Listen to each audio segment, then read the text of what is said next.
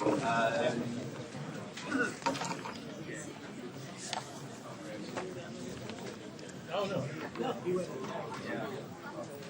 and gentlemen,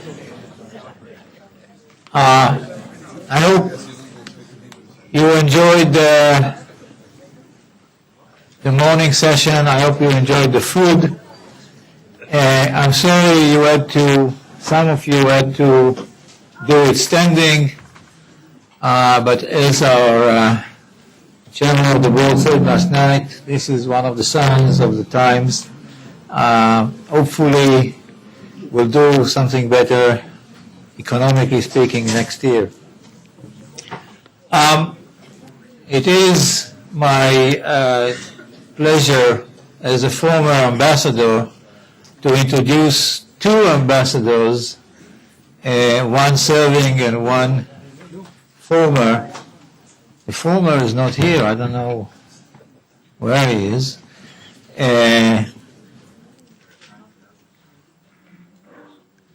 Ambassador James Cunningham is a relatively newcomer to Israel, and I can tell you that he is a very experienced and wise person. The reason I say that is that one of the first rounds he made, he came to the Institute. And we had a very extensive discussion with the Institute staff, discussing the various issues on the agenda, current agenda, the future agenda. And I was looking for you then. Story of my life. No, I'm not your wife.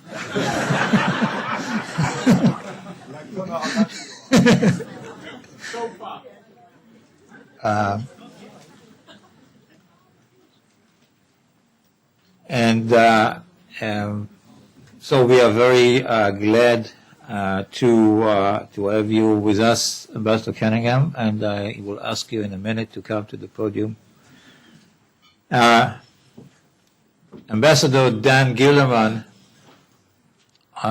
was, as the current foreign minister, presented him as our former ambassador to the UN, where he excelled even in my professional judgment as a 40 years ambassador, our foreign affairs officer, a foreign ministry officer, and I also can say that he is a very good personal friend.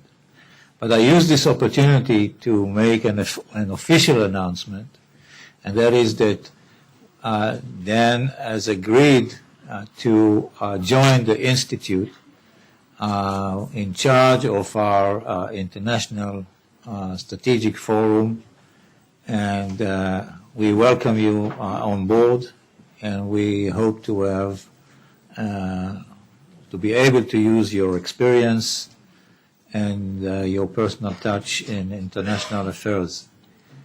So without further ado, I want to ask you, Ambassador Cunningham, to come to the podium.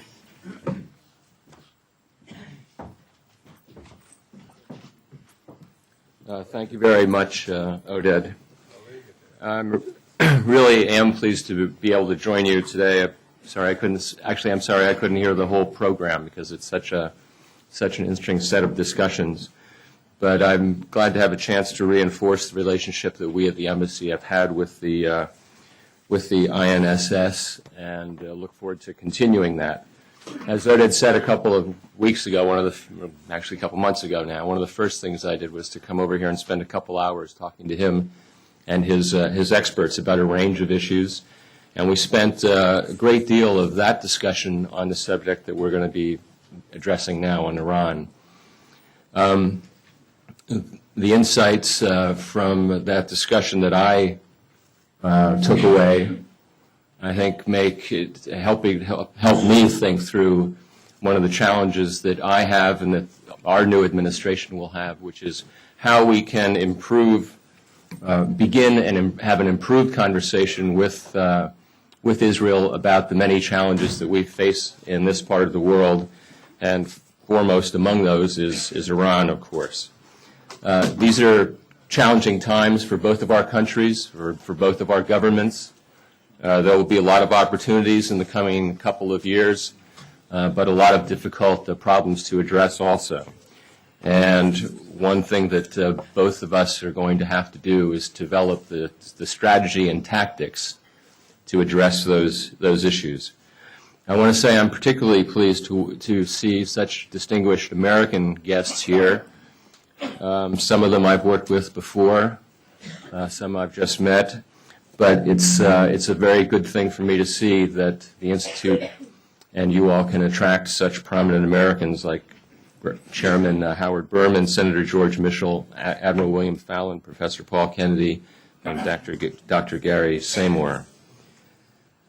I'm not in a position to speak for an incoming administration, but on many key issues, the President-elect has spoken for himself, and he has addressed Iran, and I know that's a subject of great interest here in Israel. On a recent appearance on Meet the Press, President-elect Obama said that he plans, quote, to ratchet up tough but direct diplomacy with Iran, making very clear to them that their development of nuclear weapons would be unacceptable and that their funding of terrorist organizations like Hamas and Hezbollah and their threats against Israel are contrary to everything that we believe in. I recently attended the Savin Forum in the United States, and there again Iran was at the top of the list. And I think it's very clear from the discussion there and from talking to people around the transition that Middle East and Iran will be at the top of the new administration's foreign policy list. And today we'll have an opportunity to consider many of the challenges posed by Iran, and I look forward to hearing the presentation. Thank you.